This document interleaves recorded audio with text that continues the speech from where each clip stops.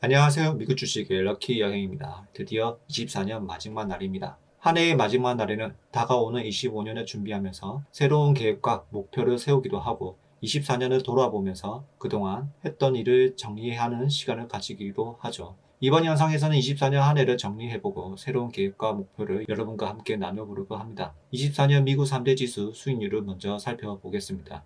대표적으로 미국 시장 수익률 지표로 사용되는 S&P 500은 많은 펀드 매니저의 실적 평가 기준으로 활용됩니다. 수익률 기준은 1월 1일 종가부터 12월 종가입니다. 24년 하루가 아직 남아있긴 하지만 아주 큰 차이는 없을 거라고 생각됩니다. S&P 500입니다. S&P 500은 수익률 24.4%, 최근 20년 평균 수익률 9.2%보다 약 2.6배가 높은 수익률입니다. 나스닥입니다. 수익률은 28%, 나스닥 역시 20년 평균 수익률 15.4%보다 높은 수익률 기록했습니다. 다우존스입니다. 다우존스 수익률은 12.8%, 20년 평균 수익률보다 약간 높은 수준의 성과를 보였습니다. 그리고 배당 성장 ETF 슈드입니다. 슈드의 수익률은 6.6%로 13년 평균 수익률 9.7%보다 다소 저조한 실적을 보여줬습니다. 같은 기간 동안 다우존스와 슈드의 수익률을 비교해보면 평균 수익률은 다우존스가 약간 더 높은 성과를 기록하고 있으며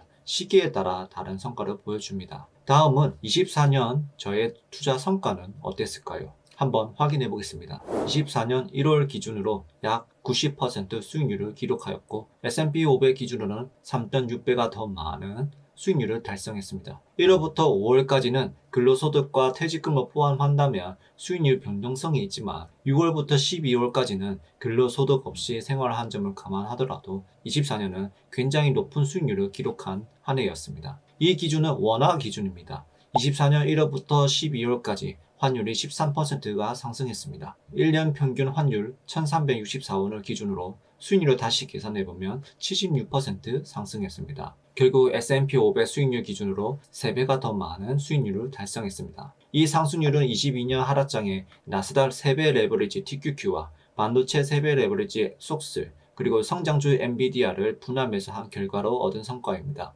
24년에는 AI 이슈와 나스닥 증시 회복으로 인해 아주 큰 수익을 얻을 수 있는 기회가 되었습니다. 포트폴리오 분기별 살펴보면 1분기와 2분기에는 성장주와 그리고 레버리지 비중이 아주 높게 구성이 되었습니다. 이런 구조는 자산 상승 속도는 빠르지만 그만큼 안정성이 떨어지는 특징이 있습니다.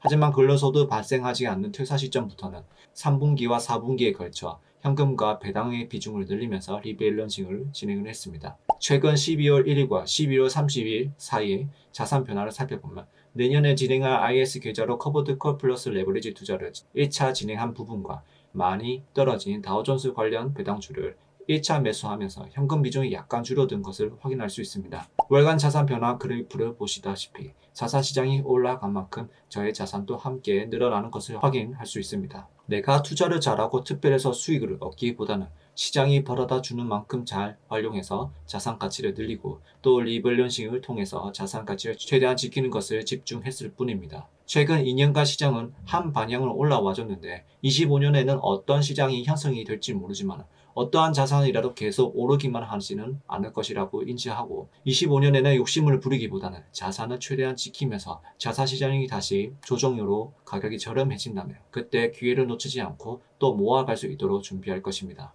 그리고 퇴사한 시점에서 배당의 중요성을 깨닫고 관심이 높았던 시기에 커버드콜 ETF JPQ와 1드메스 고배당 ETF를 투자하면서 저에게는 큰 변화가 있었습니다. 슈드로 10억을 모아야 연간 3천만원 정도 배당금을 받으면서 경제적 자유, 파이어족이 가능할 것이라는 꿈을 가지고 있었는데 지금은 보다 더 적은 금액으로도 충분히 이룰 수 있다는 것을 알게 되었고 24년 한 해 동안 받은 총 배당금과 RP 수익은 세전 1907만원을 받았습니다. 25년에는 얼마나 많은 배당금을 받을지 모르겠지만 커브들콜과 일드메스를 통해 24년보다는 훨씬 더 많은 배당금을 받을 거라고 확신합니다. 물론 리스크는 감수해야 하지만요. 그리고 투자금액 1억을 30억을 만드는 20년 초장기 투자 프로젝트 IS 계좌 플러스 커버드콜 ETF 플러스 레버리지 투자는 1차 매수 진행을 했습니다. 그리고 이미 3개월 전에 연금저축계좌에도 미국 배당 다우존스에서 커버드콜 종목으로 전부 전환했습니다. 연금저축계좌는 레버리지 투자가 불가능하기 때문에 레버리지 대신 배당금을 나스닥으로 모아갈 예정입니다.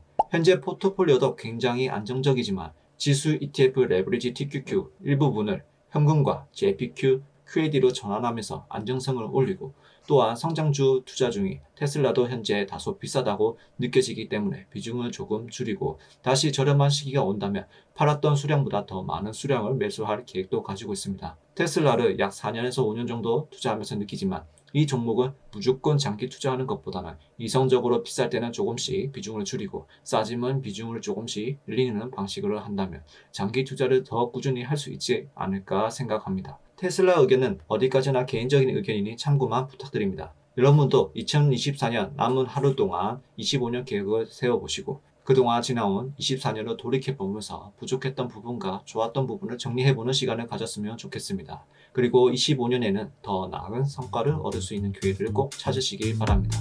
이번 영상도 시청해주셔서 감사합니다. 구독과 좋아요 부탁드립니다. 모두 미국 주식으로 럭키 여행이 되시길 바랍니다. 감사합니다.